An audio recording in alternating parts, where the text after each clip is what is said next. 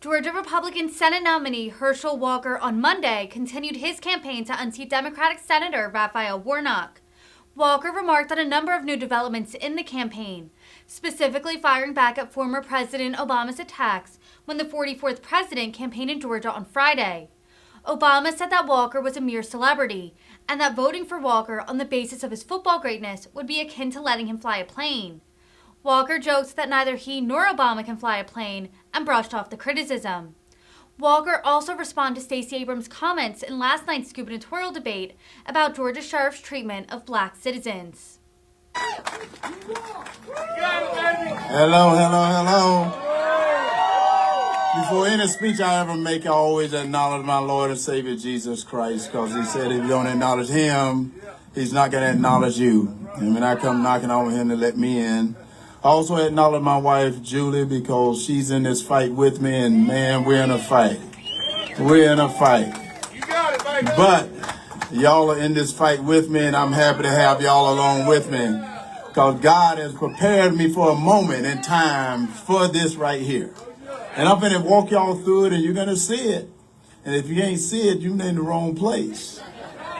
Because as I said, I started out in that little town called Wrightsville, Georgia. That if you got 1 year to live, you move there because that year is forever.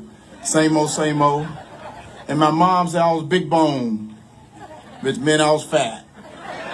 And I used to have a speech impediment where I couldn't put a sentence together. And so for 4 years of my life, I never went out for a recess. For 4 years of my life, I never spoke in a classroom because of the grace of God. You know, God had come when you want him, and you can ask, he'll come when you want him. Because he got me that scholarship to go to the University of Georgia. Yeah. And then he got me that Heisman Trophy. And then he got me on that 1992 Olympic team. And then he got me to play in the NFL. And then he said, Herschel, you're not ready yet. You're not ready yet because you're going up against a Marxist. I'm getting you ready to go up against a Marxist. That's Raphael Warnock. I'm getting you ready to go up against him. So I got to get you back into the blood of Jesus. So what he did, he took me to this hospital. I remember him taking me to this hospital. And I remember going into this hospital and I go, whoa, these people here are crazy. These people here are crazy. I'm not like them. And then it hit me again that we all fall short of the glory of God. But because we get washed in the blood, God can redeem you of your sin and take you out of that. And then when he brought me out of that, that's when my life blossomed even more. And he said, you're ready now. You're ready now. And so what happened then is this is what happened. It's sort of like this man died early in life. He died early in life, and as he got to St. Peter at the pearly gates, St. Peter said, sir, your name ain't on the roll. So you're the only one in history that's going to get an opportunity to decide where you want to go. Say, I'm going to take you to heaven and I'm going to take you to hell, and you get to determine where you want to be.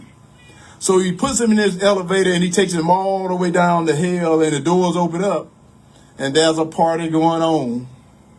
And all of a sudden he sees some of his friends down there and he's having a great time. And after a couple of hours, St. Peter came to him and said, sir, you ready to go? You ready to go? He said, I got to leave now. He said, yes, you got a decision to make. So he puts him in his elevator and takes him all the way up to heaven. They get to heaven and there's people floating around on clouds, having a good time. They're just talking. And after a couple of hours, St. Peter came to him and said, have you made your mind up? Have you made your mind up? And that guy said, well, St. Pete, I hate to tell you this. I think I want to go to hell. That seemed like my type of place. I want to go to hell. And St. Peter said, you sure? He said, yeah. So St. Peter puts him back in this elevator, sends him all the way back down to hell. Now the doors open up and it's hot. People miserable. They're screaming. They're crying. And the guy go, wait a minute. A couple of hours ago when I was here, there was a party going on. And Satan shows up and said, a couple of hours ago, I was campaigning. And the reason I tell you that, guys, God got me ready because he knew right now I'm going against someone that's been campaigning. He's lying to you guys. He's lying to y'all. He's saying that he's your senator. And I'm telling you, no, he's Joe Biden's senator. He's not Georgia's senator. He's Joe Biden's senator. He is not Joe Biden's senator. And I say this here, this was so funny. You saw Obama came in this past weekend. Y'all saw that? Obama came in. I can tell you, he must not like Herschel Walker. Can y'all believe that? I don't think he liked me. He told me I can't fly a plane. And he's right. I can't fly a plane. He can't fly one either, can he? Oh, well, so we're in the same boat. So we all got lost. And let me tell you what, he's been misleading people all his life, hasn't he? Because he told us to vote for Joe Biden. What is he doing for us right now? Nothing. That's exactly right. And he telling me I can't fly a plane. But I can tell you what he can't tell me, that he won't even let me to be on his debate team, because after I did that, his man Warnock, I guarantee he'll get me to be on his debate team. Because I tell you this, as being an athlete, I was the adult in the room, because I took him to school. Did I not take him to school? Yes, I did. Well, this is what's so funny. This is so easy, because within 2 short years, y'all see where we're at? Do you see where we're at? And this man is asking for 6 more years, think we're crazy. We're not crazy electing him for 6 more years. We couldn't recover from what he's done to us right now. Because, Dave, you noticed something. Have you noticed they haven't been talking about what they're doing to this country? They haven't said one word about it. All they're doing is talking about me. I've been living in their head rent-free. Can you believe that? Rent-free, I'm living in their head. But I need to live in their hearts. I need to live in their heart, because that's what God knows about. He don't know about the color of your skin. That's the guy I'm running against. All he talks about is the color of your skin. He is totally confused. And in the Bible I read, which is I thought was the same one he read, but I don't think it is. Because in the Bible I read, God never talks about the color of your skin, does he? He talks about your heart. So I'm trying to figure out what Bible is this man reading. What Bible is he reading this stuff? All he's trying to do is separate God's people. When he's trying to separate you, what he's trying to do is get you to vote for him. He think we're crazy. Don't be crazy and fall for that joke. He's taking you down in that elevator. That's what he's trying to do. Take you down in that elevator and fool you like he's going to do something for you. He ain't going to do nothing for you. And then he said he support our men and women in blue. Can y'all believe that? Can y'all believe that he support the men and women in blue? Don't tell you, no, he don't. He called them names. You remember that. Call them bullies and thugs. You remember calling bullies and thugs. I got 113 sheriffs that have supported me. Can y'all believe that? And then did you hear what Stacey Abrams said last night on the debate? She said that she don't want them to support her because they're going to be chasing black people, locking black people up. I'm like, where does she come from now? Now she's coming up with stuff like that, trying to separate people. Why don't they get out of this color thing and get into the love thing? That's what I think you need to get into. Get into the love thing, because God loves us all. And then you got to remember, how can you ask your Heavenly Father to forgive you if you can't forgive your fellow man? They haven't even learned that. This man is a minister. He only become a minister when you get caught in something, because y'all saw on that debate stage, after he got caught in stuff, he started throwing all those Bible verses at me. Remember, he said he's a Matthew 25. Matthew 25 tells you that when I was hungry, you fed me, Lord. When I had no clothes, you clothed me, Lord. But he didn't say when I didn't have no rent payment, you evicted me, Lord. He didn't say that, did it? He didn't mention that. He didn't mention that, but he don't want to mention how he's not supporting our men and women in blue.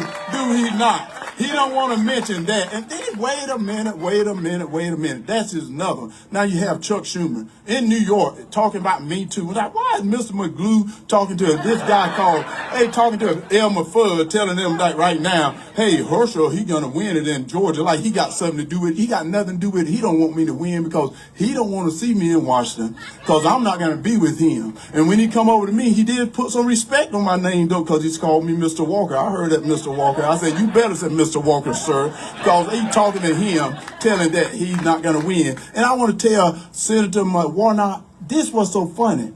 Y'all may not know this because he's not telling you this. He's always talking about the stuff he can do. He hasn't done not one thing. Remember, he even told us he had a dog. That dog didn't even belong to him. He was fooling us then. And I wonder, where is that dog at today? That dog probably saying, oh, no, that's the same thing he said.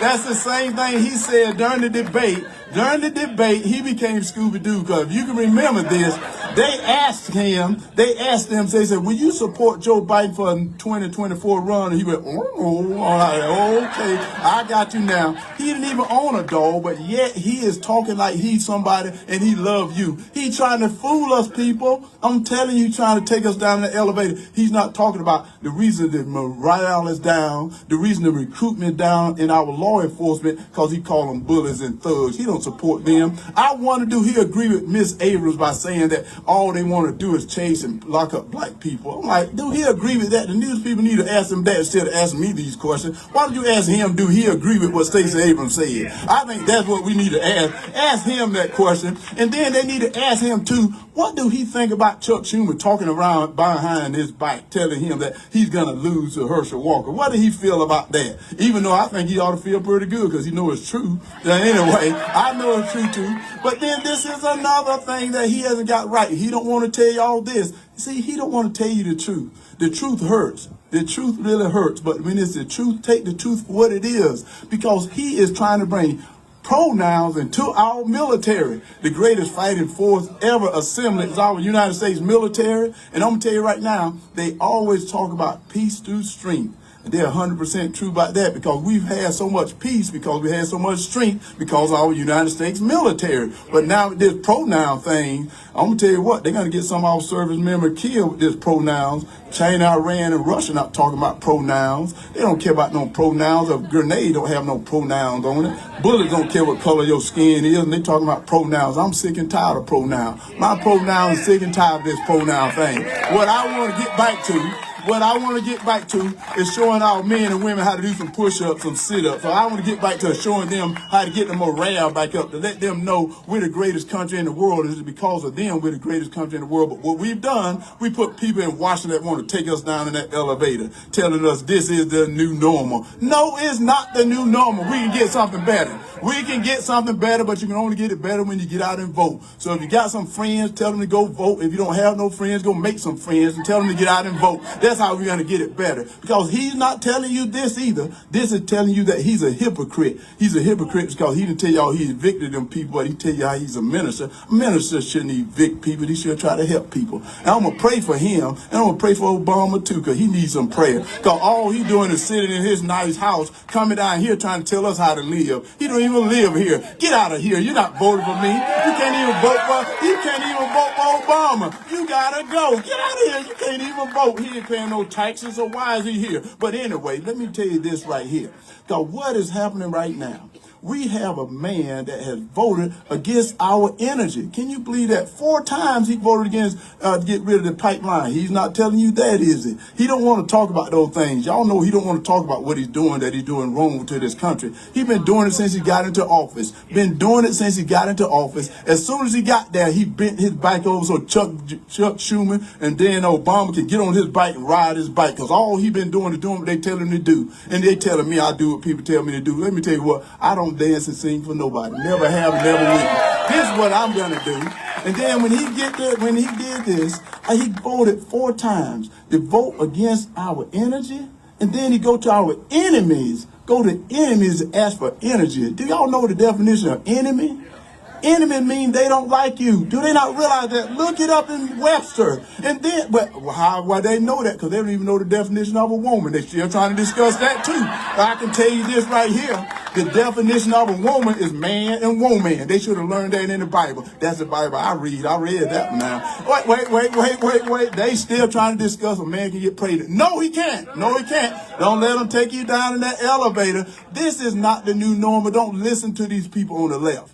Don't listen to them. They're Marxists. They're trying to destroy this country. I can tell you what, if we don't get it right this come November, we won't recognize this country, because what they're doing to this country is a shame. Look at this border wide open. Have they talked about that? Did Obama mention that when he was talking about Herschel flying a plane? I don't want to fly a plane. I'm not a pilot. I'm a football player. I'm a politician. I'm a lover, and I love everybody. That's what I am. I'm that warrior for God that he should have been when he was born, but he's not. He want to talk about me. Well, and I'm not a celebrity, because all he do is hang out with celebrities. He never hung out with me. I probably wouldn't hang out with him anyway. Well, anyway, let me get off him, because he's not even running in this election here. So why am I talking about him? He got to go. Go back to wherever he live at. Where did he live at? I don't even know. It don't really matter, but it's a big house. It is a big house. So why is he worrying about us? He never worked a day in his life. Hey, I built my own company, but he never built a company. And I don't think Obama built them either, did he? Obama never built one. Warnock never built one. What have they done in their life? Done nothing but fed off all of us. You remember, he raised all taxes. Did he tell you about that? He didn't tell you he raised all taxes. Did he tell you that all our retirement, we going to take our money from that too? He didn't tell you that either, did you? That's the reason we got to go back to work, because this man is just taking all our money, spending our money. And this is what is so bad. Can y'all believe this? He spent over $60-something million against me already. $60-something million, and the race is virtually tied. I'm in the lead, which meant he don't even know how to spend his own money. So why is he spending your money? If he can't spend his own, don't spend yours. Because that's what I want to stop. I want to stop him from spending all our money on these worthless things. And then he was telling me about, I heard he mentioned this. He said, he got some money for the port in Savannah. Y'all heard that, didn't he? He got $8 million. Can you believe that? And I said, they played you, Senator. They played you because that man in Florida got $140 million for a hotel. Think about it. And the guy in New Jersey got $15 million for a soccer field. And you got 8. They must be playing you for your vote. He need to learn, I would die on my feet than to kneel, than to live on my knees. And that's what he's been doing, trying to get us to live on our knees. Let me tell us something. If we get out and vote this come November, I will help us get to the promised land.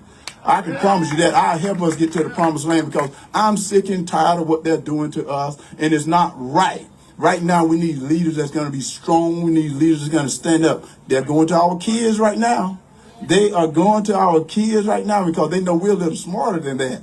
They know we're not going to fall for that. We're not getting in that elevator, but they're trying to get our kids in that elevator, and they're trying to tell our kids that they're oppressors. And they try to tell the black kids that they're victims. And I'm telling you that they're victorious, because when you can live in America, in a country that have the liberties and freedoms that our military have fought for us, that our police have fought for us, we have that in the United States of America. But if we keep these leaders in Washington, I can promise you we won't have it no more, because they're trying to get rid of it because they're not talking about it. They are not talking about it because they don't want to give it to you. But I can promise you I'm going to fight for that.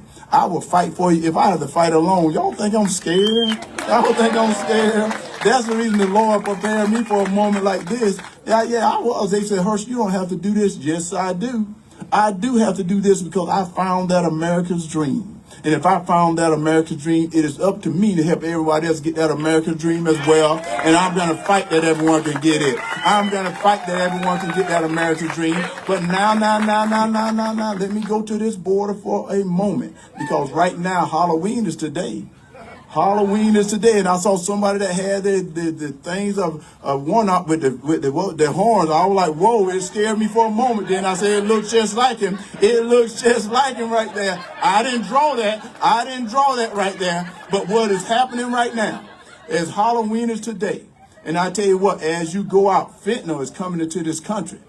Fentanyl is coming into this country, and is on his watch. On Senator Warnock's watch. Everything that's happening to this country, it is on his watch. He's responsible for it. He had the vote that he could have said no. He's somebody that could have stood up and told him no, but he didn't do it. And I remember my father, when he told me no, he meant no. And that's what happened. And then when I got too big for my pants, and he said, boy, if you don't like the rules underneath my roof, you leave my house. So that's what we need to get some leaders in Washington that said, we don't like the rules in the United States of America. Why don't you leave? You don't have to be here.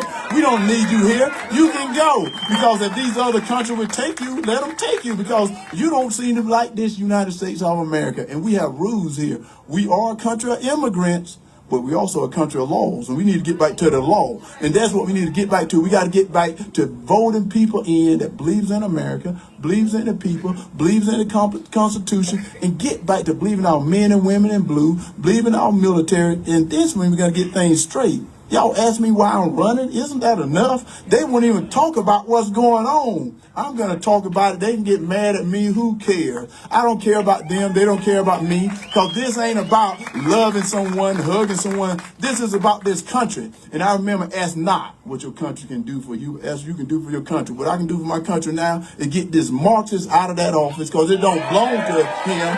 It belongs to the Georgia people.